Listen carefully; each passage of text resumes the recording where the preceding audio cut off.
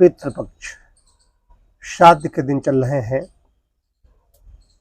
तो श्राद्ध के मामले में एक तो ये पौराणिक व्यवस्था है कि श्राद्ध में कहते हैं कि हम उनको जलांजलि देंगे, तिलों की हम श्रद्धांजलि देंगे, भोजन कराएंगे। तो कहते हैं पितरों तक नहीं पहुंचता। बात ये नहीं है, जाति तो हमारी श्रद्धा है। श्रद्धांजलि कि हमारे माता पिता, मेरे पिताजी भी मातृनवमी के दिन ही उनका देहावसान हुआ था। जब महिलाओं को भोजन कराया जाता है, भोजन कराने के बाद उनको दक्षिणा दी, वो घर तक नहीं पहुंची। पिताजी ने मुझसे कहा कि वो थोड़ा आटा नहीं चक्की से लाया था, उठा करके गेहूं पिसने के लिए डाला आया था। तो हमसे कहा कि राजा साहब नहाओ धो, 10 साल थे जनेऊ हो गया था, और खाओ और उसका बाद आटा उठा लाओ। और मैं भोजन करने के लिए बैठा, 2-3 ग्लास मुँह में रखे थे, पिताजी का देहावसान हो गया। तो मुख्य चीज ये है कि 21 सितंबर 81 मातृनवमी थी।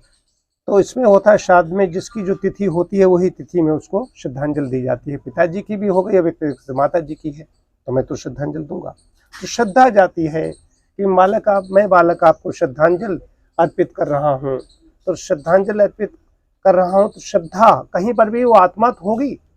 हमें भी लोग श्रद्धांजलि दे रहे होंगे, हमें पता नहीं, हम कहाँ किसी के पिता रहे होंगे, किसी के दादा रहे होंगे, श्रद्धांजलि दी जा रही होगी।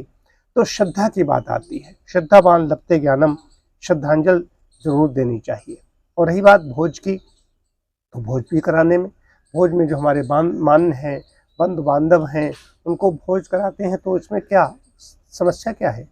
और रही बलि वैश्वेज, तो नित्य किया जाता है। अगर कहीं कौवा खा गया या कोई पक्षी खा गया, उनका पेट भरना ही चाहिए। तो पहले भोजन पकाया जाए और रखा जाए, उसे बलि वैश्वेज कहा गया। ये भी ये करना चाहिए, श्रद्धांजलि देनी चाहिए। श्रद्धानत हो करके अपने इसकी वजह से भी उनकी ये पुण्यतिथि तो एक अलग होती है, लेकिन ये तिथि होती विशेष रूप से श्रद्धांजलि देने के लिए कि हम श्रद्धांजलि दे रहे हैं, मैं बालक आपको श्रद्धांजलि दे रहा हूँ। एक और दूसरी चीज़ ये है कि मैं सुबह टहल रहा था, तो एक उधर से, अब उनको हम क्या कहें, एक महाशय निकले उधर से, अब सिगरेट जला रहे हैं। अब मैंने नाक बंद की, अपने इस पर्सन घुस गया आकर। तो उनसे अनजाने में ही श्राद्ध के दिनों में ये पाप हो रहे हैं कि किसी को कष्ट दिया। तो विशेष रूप से ध्यान रखें। वैसे तो कभी भी धूम्रपान और नशा ये सब चीज़ें नहीं करनी चाहिए, सात्विक भोजन ग्रहण करना चाहिए। और इसमें विशेष रूप से विधान है सात्विक भोजन ग्रहण करने का। और ऐसा नशा है, धूम्रपान है, अगर करते हो तो घर में अपना करो, बाहर निकल के कर रहे हो, दूसरे को कष्ट हो रहा है, आप पी रहे हो, दूसरे को पिला रहे हो, इससे अनजाने में ही ये पाप के भागी हो जाते हैं। वो जानते हमसे, हम तो अपने समझ सब कुछ ठीक करते रहे।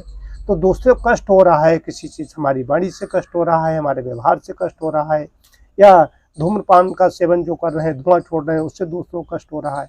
अब उससे क्या सुबह सुबह मैं उनसे कहता, मैं डांटता तो अपना मन में खराब करता, लेकिन अंदर चलता रहा। तो श्राद्ध के दिनों में बहुत ज़्यादा सावधानी रखनी चाहिए। वैसे तो पूरे जीवन में सावधानी रखनी चाहिए। जैसे हम कहते हैं तलवार की धार पर चल रहे हैं, तलवार की धार पर चल रहे हो, इस तरीके से सावधान रहना चाहिए। पग संभल करके चलना है। लेकिन जब ऐसे दिन आते हैं तो विशेष रूप से सावधान रहने की आवश्यकता होती है। इन दिनों में मातृनवमी है, या जिस दिन पिताजी की तिथि हो, दादा की तिथि हो, नाना नानी की हो, तो उनकी तिथियों में पितृ विसर्जन है या जो भी तिथि है, उस दिन हवन कर लें। हवन के बाद में जो ब्राह्मणों को बुलाते हैं, उनको भोजन कराते हैं, वो करें। जो पक्षियों के लिए थोड़ा सा निकाल करके रखने का विधान है ही है, करें, हवन जरूर कर लें। और साथ साथ में सात्विक आहार, विशेष रूप से कहीं असावधानी न हो जाए।